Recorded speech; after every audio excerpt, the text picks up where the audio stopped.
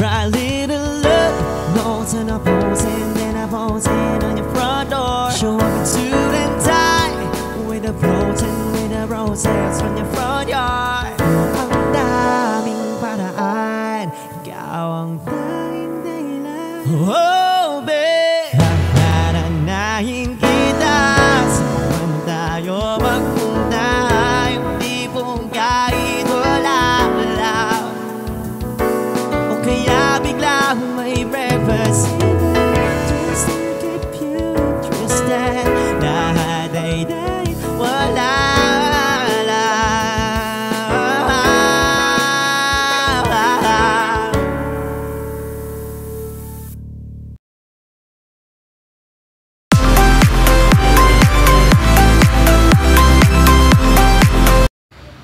Good day mga ka-farm lahat. So ayan, para may idea po kayo sa access going sa property. So sa ngayon po is may inaayos po na barangay road. Kaya ang accessible way natin para makarating is sasakay po tayo ng bangka ng 20 to 25 minutes going dun sa beach lot property na ibinebenta. Ayan. So sa ngayon may buyer din po tayo from Italy. Kung gusto niyo rin pong ma-experience ang dagat dito sa San Narciso, so after tripping, pwede po kayong mag-stay dito ng 1 to 2 days. Ayan. So meron naman po ditong resort. Ayan, pwede nyo i-search Amihan Cove Resort na pwede nating istayan o pwede nyo pong istayan. Ayan. So may mga room naman po dito na pwede nating rentahan, and hindi ka rin dito may inip kasi meron din silang mga activities. Meron po ditong ADV na pwede rentahan at banana boat, and meron din po silang jet ski. Ayan. So mag-enjoy po kayo dito. Nakarating na po yung buyer natin. Ayan, so from Italy, nag-book po sila ng ticket, and ngayon lang po sila nakarating dito. Ayan, bali kasama rin po nila yung kapatid nila, and yan, bali ito po yung sasakyan nating bangka going sa property. Hindi ka naman magre-risk na baka lumubog. So malaki naman po ito, kasya ang 10 to 15 katao. So pwede rin kayo mag-picnic sa loob. Kung may baon kayo, pwede. Pwede po kayong kumain habang nasa biyahe. Ayan.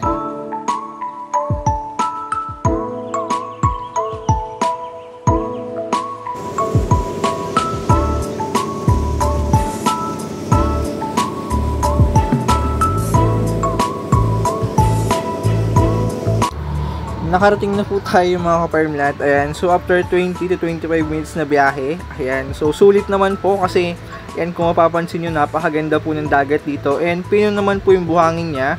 So may portion niya ng mga bato pero bumabol naman po, pwede nating tagkalin, and good news kasi sagot na po ni seller ang pagpapatagkal nito, or pagpapalinis ng frontage mo. Ayan, so sagot na po nila ang pagpapalinis niyan and ng property. As you can see mga ka-farmlat, ayan, so sinisimulan na po nila maglinis dito ng frontage, and balik tinatagkal na po nila yung mga bato dito sa harap. So yung mga maliliit na bato, tinatagkal na nila ngayon, pero yung malalaki po, tulad dun sa starting ng video, bako po ang magtatagkal niyan. Ayan, so may kalsada naman po ito sa likod, kaya hindi naman problema ang pagpapasok ng heavy equipment dito.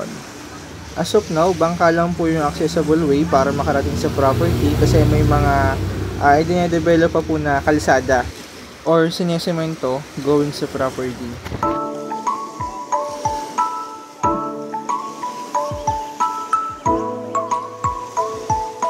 3 lot po yung available natin na 2,000 square meter ang size. So bali, dun mag-start yung isa sa puno ng talisay na yon.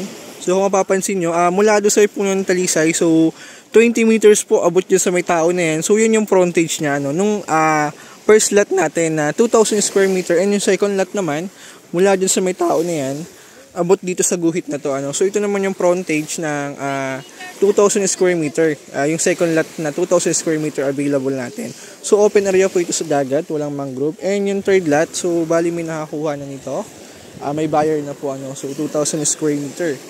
Ayan, so lakarin natin yung frontage. So sa ngayon, medyo madamo lang yung property natin kasi hindi nalilinisan, pero sa nakikita ko mga ka-farmland, so slope hilly naman to, so pantay sa harap niya, and yung likod niya slope hilly lang ng konti na overlooking. So may portion na overlooking, so tamang-tama yan.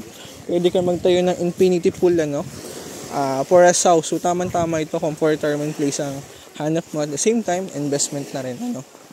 Hello sir. And so yung buyer po natin from abroad, so nag-book pa sila ng ticket going dito, So sir, Kung mapapansin nyo yung buhangin dito, pino naman po ito and may mga portion siya na may mga bato-bato pero movable naman po ito, pwede natin tanggalin. So kung napansin nyo doon sa isang video natin, may napakasure naman silang tao na nagtatagkal dito, utay-utay. So hindi nga lang bigla. So dinadala po nila doon sa baybay o kaya doon sa may pinakagitnang part ng dagat. So ito na po yung bangka na nagtagkal ng bato kanina. Puno na to, sakop na nung 2,000 square meter natin. So ito yung boundaries niya. Abot dun sa may nakared na tao na yan. So may line, yan po yung frontage ng lot 2 na 2,000 square meter. So ito naman yung area niya. Hindi lang natin mapasok mga ka-farm lot kasi medyo madamo pa yung property. Pero sagot naman po ni seller ang paglilinis ito. So sa ngayon lang is pre-selling pa lang po tayo kaya hindi pa ganun ka-develop yung property. So pre-selling pa lang po yun ang good thing dyan dahil pre-selling pa lang, mura pa yung property. Ayan, so possible pag nagsimula sila ng development dahil gagastos sila, so possible soon is mag-increase din po ang price dito. Same nung San Francisco natin. So dating 2.5, ngayon is 2.8 million na po. So ganun kabilis tumaas ang value ng property lalo na if beach lot po mga ka-farm lot. So bali hindi lang din ito yung na-open nila. So marami na po silang na-open na beach lot na sa ngayon is marami na rin kumbaga nagkakaroon ng development yung ibang buyer.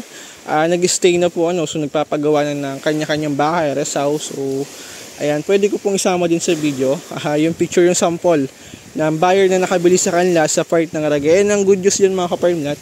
So na-release na rin po yung title sa name ng buyer kasi kila Ma'am Cora, sila po yung developer na kilala ko na talagang sigurado at talagang ginagawa nila ng paraan na matransfer sa name nyo, ginagastusan talaga nila bawat title.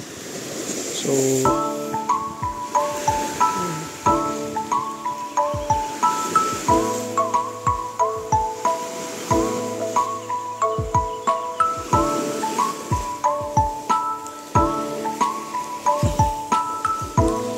yun mga ka-farm lot, ulitin ko kung ang hanap mo ay for retirement place at the same time investment na rin. So tamang-tama po sa yung beach lot kasi aside sa retirement plan, kung investment, so mabilis tumaas ang value ng beach. Kasi bihira nagbebenta.